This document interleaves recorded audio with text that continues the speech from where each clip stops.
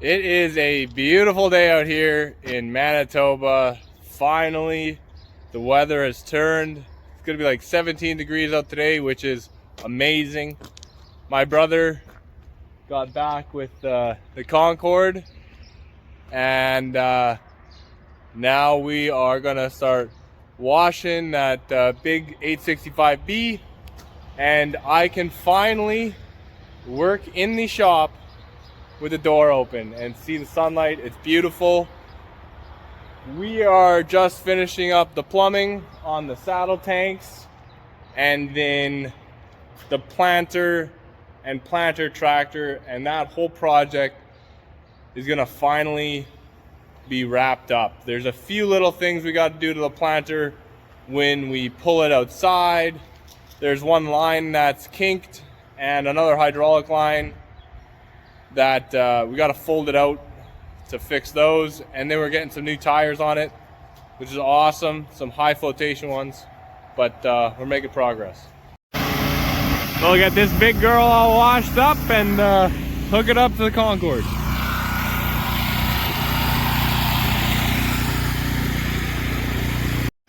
Well, we got it all cleaned up, and we're gonna bring it over to the shop now, and we're gonna get some filters done on it.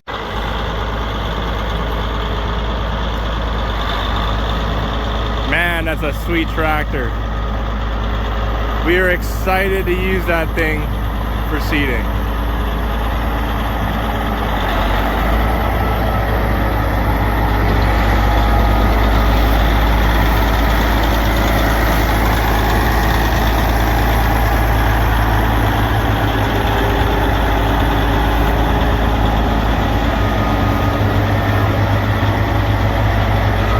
Really good we have that tractor because we just bought a 2,000 bushel grain cart as well, and this has got a PTO on it, so it's going to be our PTO grain cart tractor.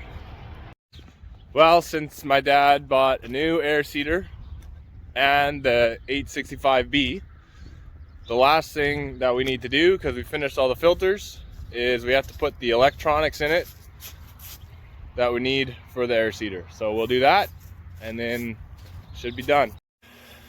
On this wiring, I ran it up underneath the cab to the front, but you can still access the the fuse that they give you with the Concorde wiring, and then it kind of just wraps around and enters the cab here. There's a wire pass through, and then you have your Raven and Hydrus monitor and your Amity air seeder monitor.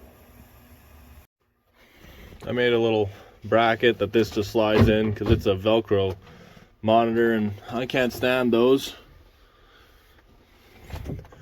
But they're all nicely placed, and then put the two-way radio in, and the GPS is in, so the tractor is all wired up and ready to go to work.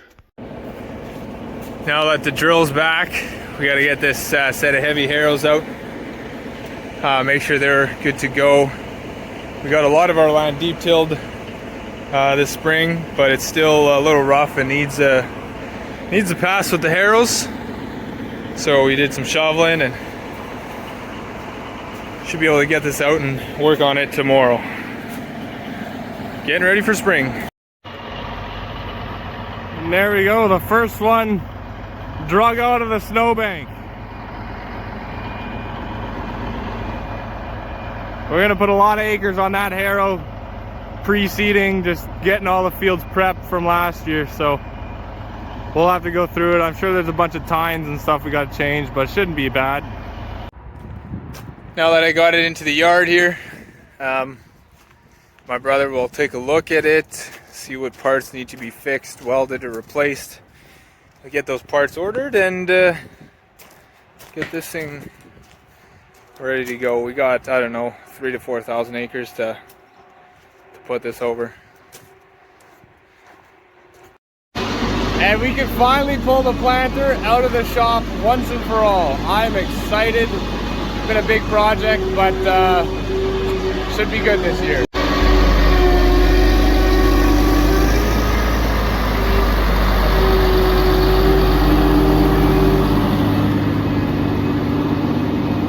I'm really excited for those closing wheels there.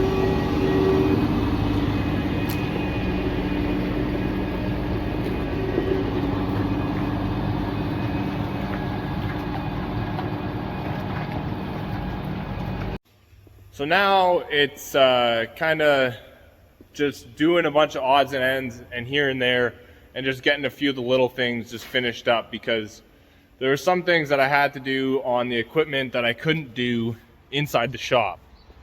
So now I've got everything outside the shop because I've finished the bulk of it, and we're just finishing things up. A lot of the main big projects I've kind of finished up around here. This is the tractor, the MT765 for the planter tractor, and pretty much everything is knocked off that list, and the other list for the new tractor is pretty much done. And I no longer have the planter list on here because I finished that. What I'm doing right now is finishing up plumbing these saddle tanks. I got all the fittings on the bottom of the tanks, and they run through the track, and you know, it tees off to the back here, but then both the tanks meet underneath in the middle, and then you fill from here. I made a nice little bracket that fits on the tractor. The last thing that I had to do when this thing was folded out was the fill hose, because you have to disconnect that hose before you fold the planter, because I mean, this slides along the frame probably 10 feet at least. So now that I got to fold it out, I can fit it up to my pump here. We're just using a PTO mounted pump. It gives a bit better flow than an electric pump, and it's just super easy to put on there.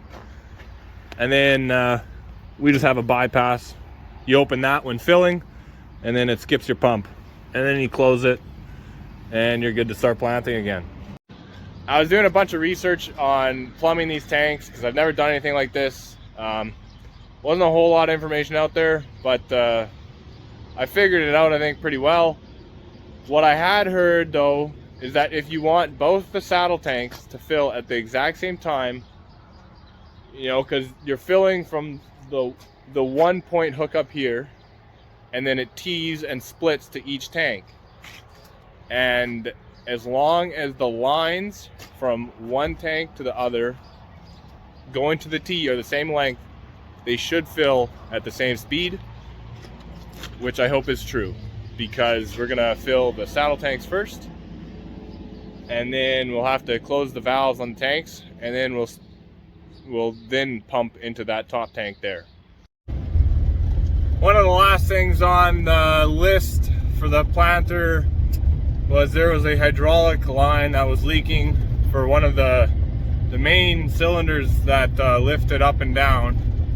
So we're on our way to Princess Auto, and we'll get a line made up, and when I'm there, I might as well pick up a few other little goodies I want. I'm gonna get some color-coded zip ties. I'm tired of hooking up hydraulic lines and not knowing where they go, whether it's the right way or I have to switch them. So color-coded zip ties, I think it'll be a good thing. On the planter here, we got our zip ties on the lines. Colors line up with the valve stack, and the 2 zip ties is going to be always your return line.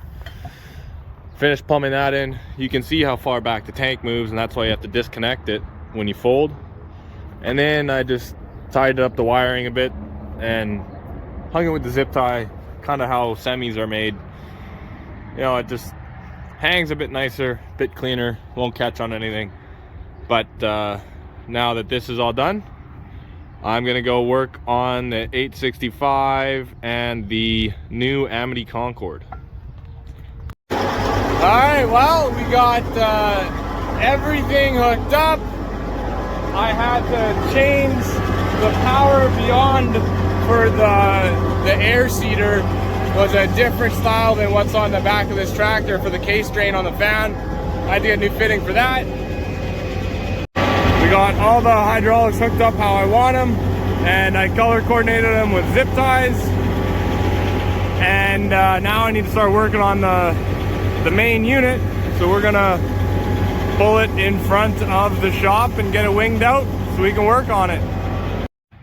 The weather has gotten so nice. Things are getting really busy here on the farm. Everyone is thinking about getting in the field, and that's a wrap on this video. Just doing a bunch of things around the yard, moving around equipment, and the next one we are going to have both the Concords in the main yard as well as the planter. Final touches on that, and then inspection and repairing the Concord. That's always a huge thing. At least the one that we use is in pretty good shape from the last year, so it shouldn't be too bad, but things are feeling like we should be getting in the field soon.